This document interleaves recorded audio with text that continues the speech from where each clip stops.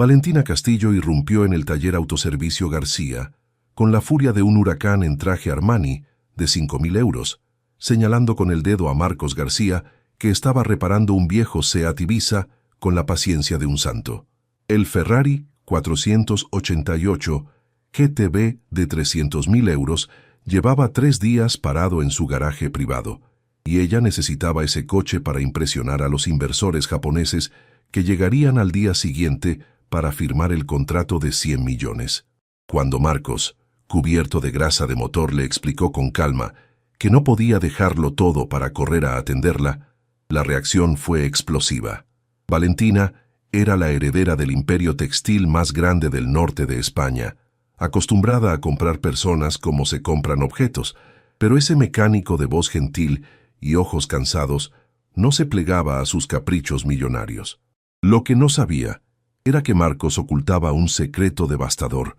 3 años antes había sido el CEO de una startup tecnológica de 500 millones, hasta que una traición familiar lo destruyó todo, obligándolo a empezar de cero con las manos manchadas de aceite. Y lo que ninguno de los dos imaginaba era que el encuentro entre el orgullo herido de una princesa del dinero y la humildad conquistada de un rey caído desataría una guerra de clases que se transformaría en el amor más improbable y devastador de sus vidas. El taller Autoservicio García ocupaba un rincón olvidado de la periferia de Bilbao, entre naves industriales y bloques de pisos que la gentrificación aún no había alcanzado. Marcos García, 32 años y manos que contaban historias de trabajo honesto, estaba desmontando el motor de un Seat Ibiza cuando el rugido de un Lamborghini Huracán rompió la quietud de la tarde. Del supercoche bajó Valentina Castillo como una diosa del Olimpo que decidía visitar a los mortales. 28 años, belleza fría esculpida por la genética privilegiada y modelada por los mejores cirujanos plásticos de Madrid. El traje blanco costaba más de lo que Marcos ganaba en 6 meses, y los tacones Louboutin golpeaban el cemento como un martillo que bate el yunque del destino. Valentina era la única heredera del imperio textil Castillo, un coloso que vestía a media Europa y facturaba 2.000 millones al año. Criada entre villas en la Costa Brava y áticos en Nueva York, había aprendido 2 reglas fundamentales. El dinero lo compra todo, y quien no tiene dinero no vale nada. Cada problema de su vida se había resuelto abriendo la cartera, cada deseo satisfecho con una transferencia. El Ferrari 488 GTB llevaba 3 días parado, y la reunión crucial con los inversores japoneses era mañana. Ya había llamado a 5 talleres especializados, pero todos tenían listas de espera de semanas. La asistente le había sugerido este lugar perdido como último recurso, y Valentina había llegado con la intención de comprar lo que fuera necesario. Marcos alzó la vista cuando la sombra de la mujer cubrió el banco de trabajo. Lo primero que notó no fueron las ropas caras o la belleza perfecta, sino los ojos, verdes como esmeraldas, pero fríos como hielo ártico. Eran los ojos de alguien que siempre había obtenido todo sin dar nada a cambio. Valentina comenzó sin presentarse, como si su presencia ya fuera un regalo suficiente. Tenía problemas en el sistema electrónico del Ferrari, probablemente un cortocircuito complejo. Podía pagar cualquier cifra, pero el coche tenía que estar listo para mañana por la mañana. Marcos la escuchó en silencio. Luego se limpió las manos con un trapo y negó con la cabeza. El taller estaba lleno de trabajos atrasados. El Ibiza pertenecía a María, una jubilada que había ahorrado durante meses para permitirse la reparación. La furgoneta Iveco era de José, un fontanero que sin su medio de trabajo no podía mantener a la familia. Marcos había dado su palabra a estas personas, y para él la palabra valía más que cualquier cheque. Cuando comunicó a Valentina que no podía ayudarla hasta dentro de una semana, la reacción fue explosiva. La mujer empezó a gritar como nunca había hecho en su vida, el rostro perfecto deformado por una rabia primitiva. Ofreció 10.000 euros, luego 20.000, luego 50.000. Cada negativa alimentaba su furia, hasta la frase que reveló su verdadera naturaleza. El silencio que siguió a esas palabras fue ensordecedor. Marcos la miró con una expresión que Valentina no supo descifrar. No era rabia u ofensa, sino algo más profundo, decepción, como si hubiera esperado por un momento que detrás de esa belleza también hubiera un alma. Marcos volvió al trabajo en el Ibiza sin decir una palabra. Sus gestos eran calmados, precisos, los de un hombre que había aprendido que la dignidad no se compra ni se vende. Valentina se quedó allí, por primera vez en su vida sin saber qué hacer ante alguien que no podía corromper, manipular o intimidar. Lo que no sabía era que estaba mirando a un hombre que había perdido todo, dinero, prestigio, familia, y que en el barro de la derrota había encontrado algo infinitamente más valioso, el respeto por sí mismo y por los demás. Esa noche Valentina no pudo dormir, cosa que no le pasaba desde hacía años. En su villa de 10 millones en la Costa Brava, rodeada de todos los lujos imaginables, no dejaba de ver los ojos de ese mecánico. No había sido la rabia lo que la mantuvo despierta, sino algo que no lograba definir. Por primera vez, alguien la había mirado y había visto lo que ella misma temía reconocer: el vacío. A la mañana siguiente, volvió al taller con una estrategia diferente. En lugar del Lamborghini, llegó con un Mercedes discreto y ropa menos llamativa. Había pasado la noche informándose sobre Marcos García a través de su investigador privado, y lo que había descubierto la había conmocionado. Marcos García había sido el CEO de Innovate Tech, una startup que había revolucionado la inteligencia artificial aplicada a la medicina. Una empresa que valía 500 millones de euros antes del colapso. Había inventado un algoritmo capaz de diagnosticar enfermedades raras con una precisión del 97%, salvando miles de vidas.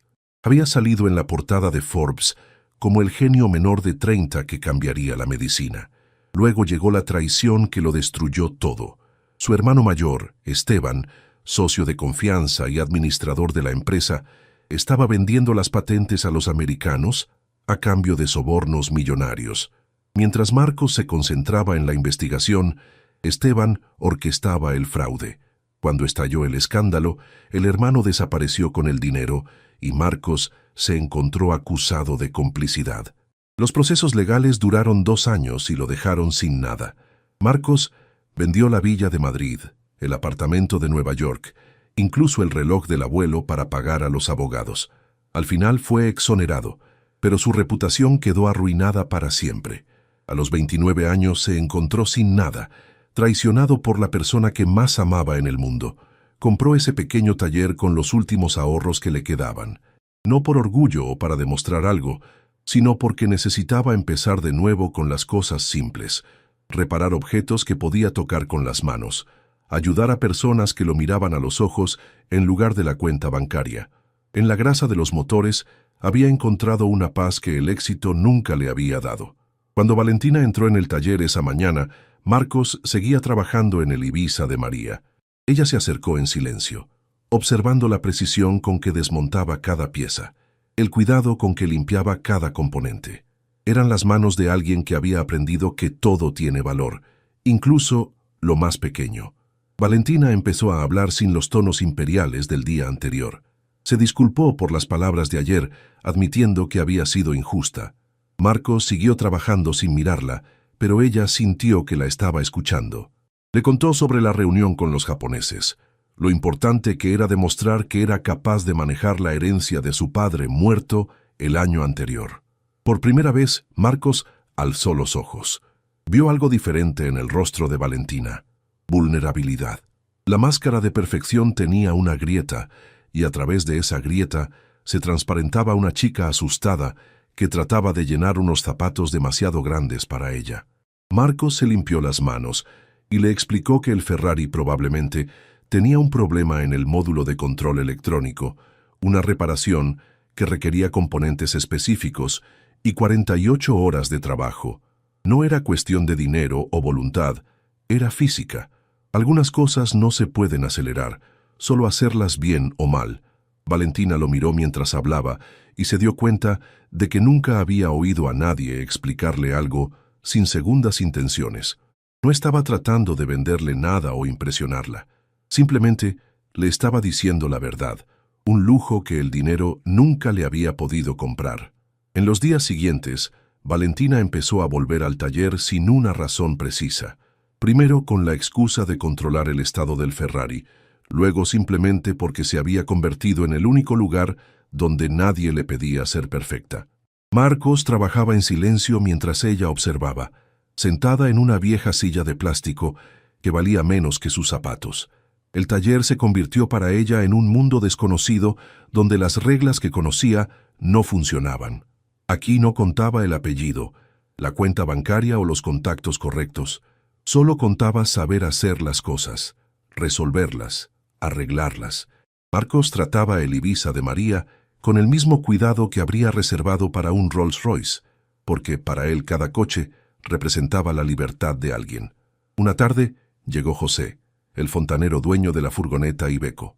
Era un hombre de unos 50 años con manos grandes y una sonrisa que se iluminaba al ver su medio de trabajo como nuevo. Pagó la cuenta con billetes arrugados contados 3 veces, agradeció a Marcos como si le hubiera salvado la vida y se fue silbando. Valentina lo vio alejarse y se dio cuenta de que nunca había visto a nadie tan feliz por tan poco. Marcos notó su expresión confusa y le explicó que para José esa furgoneta significaba poder mantener a 3 hijos y enviar al mayor a la universidad. Una reparación de 500 euros era una inversión en el futuro de su familia, no un capricho que satisfacer. El punto de inflexión llegó cuando Marcos finalmente empezó a trabajar en el Ferrari. Valentina estaba allí como siempre, pero esta vez él le preguntó si quería ayudar. Ella se echó a reír. Nunca había tocado un motor en su vida, no sabía ni abrir el capó. Marcos sonrió por primera vez desde que la conocía y le dijo que era hora de aprender.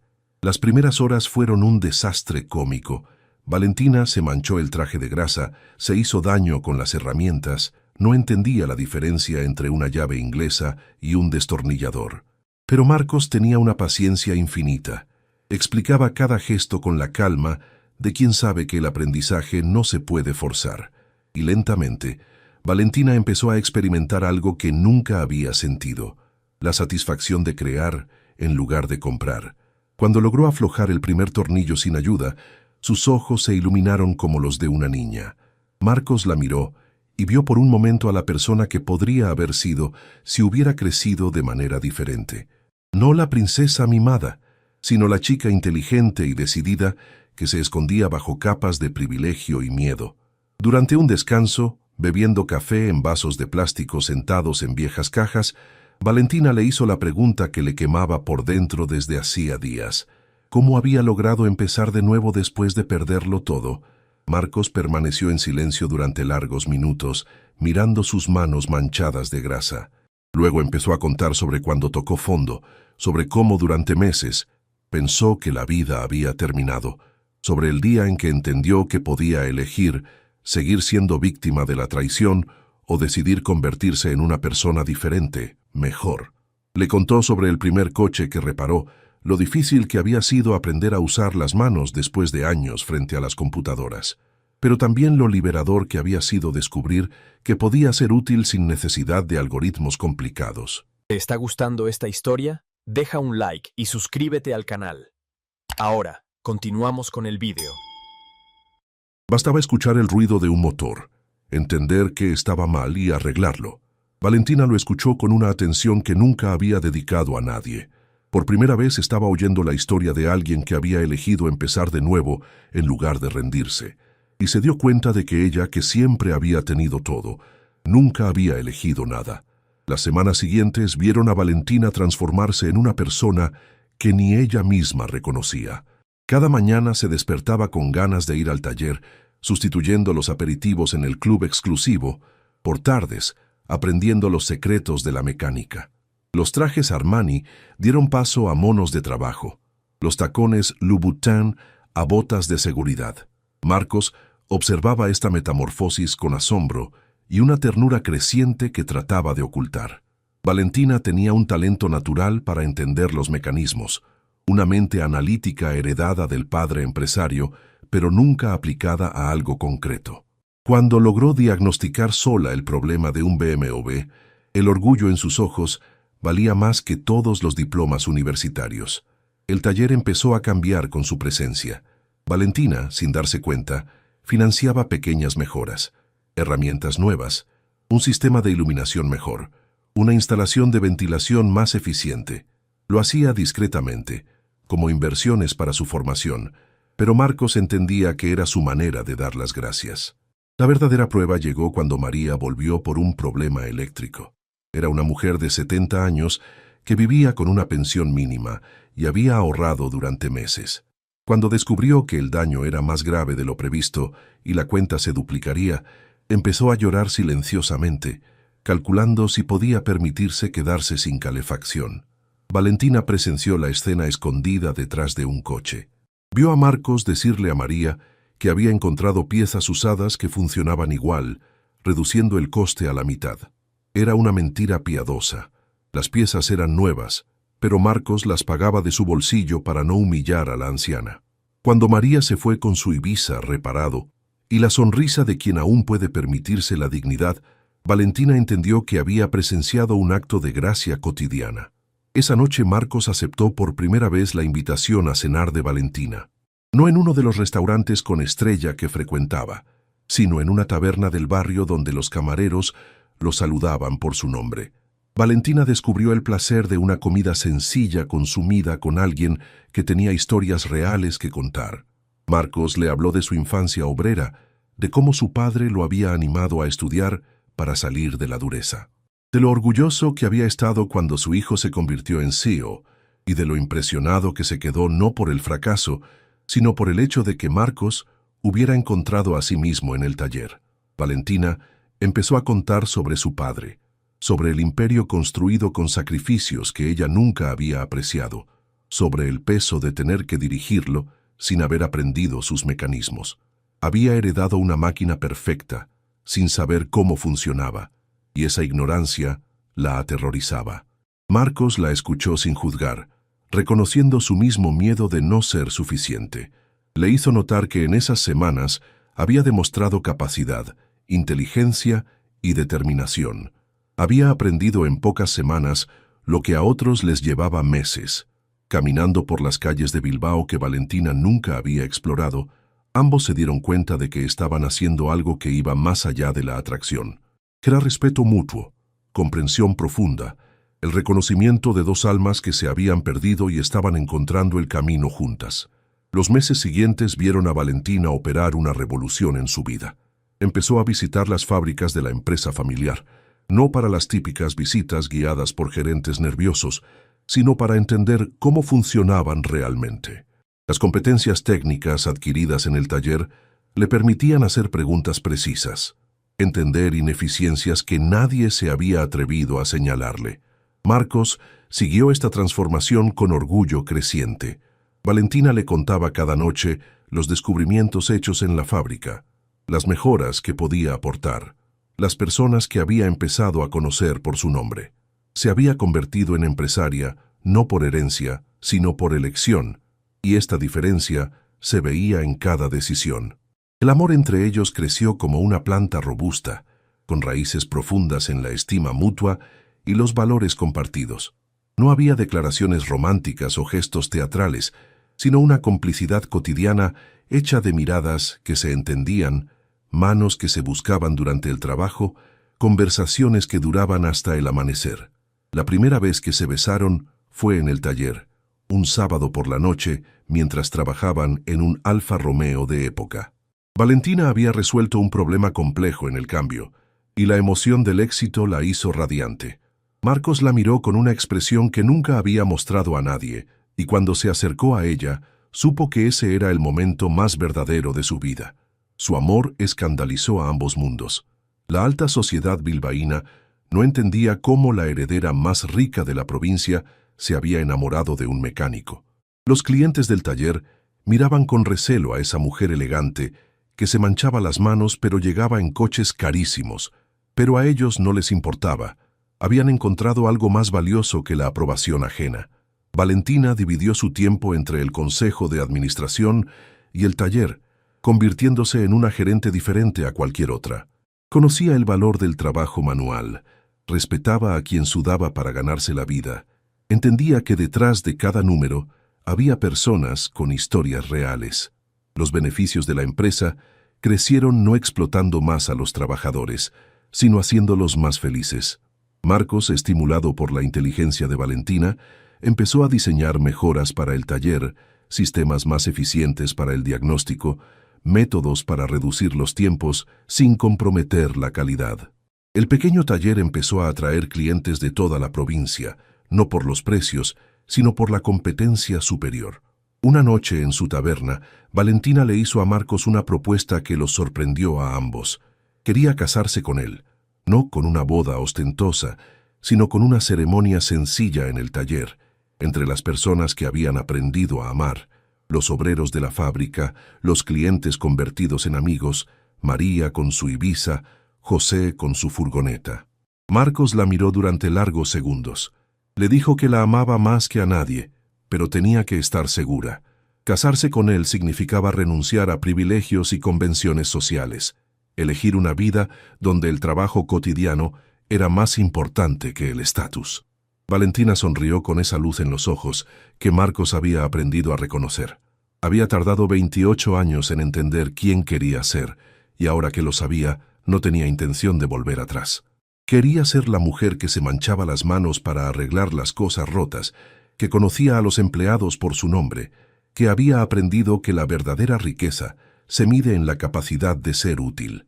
2 años después de aquel choque en el taller, Valentina y Marcos habían construido algo único, un imperio industrial basado en principios que ninguna escuela de negocios enseñaba.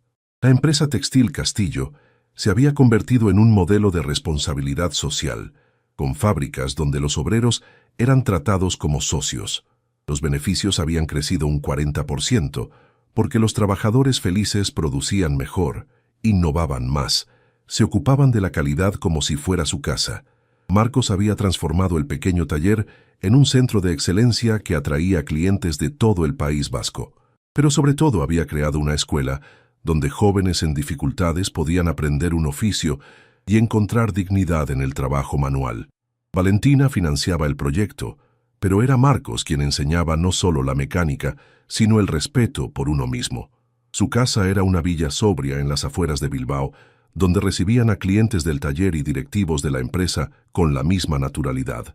El salón acogía tanto a José, que venía a tomar café, como a los compradores japoneses, que firmaban contratos millonarios.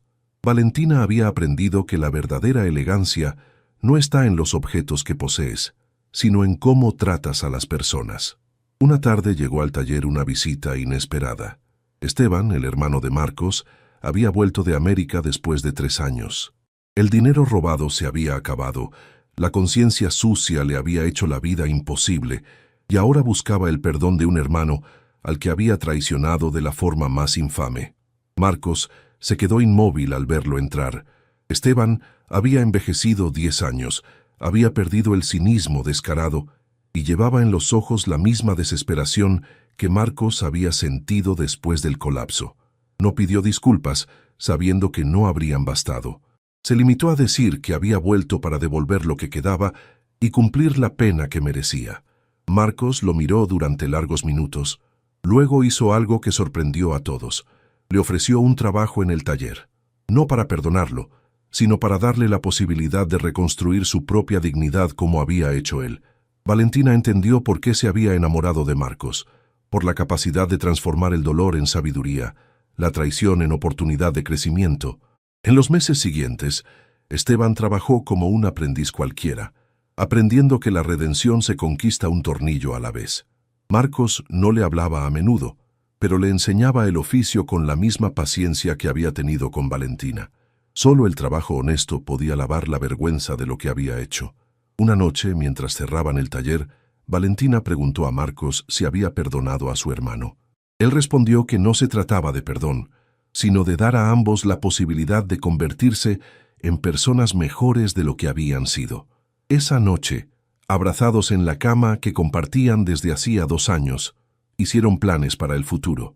Valentina quería abrir otras escuelas profesionales por toda España, enseñando que el trabajo manual era tan digno como el intelectual.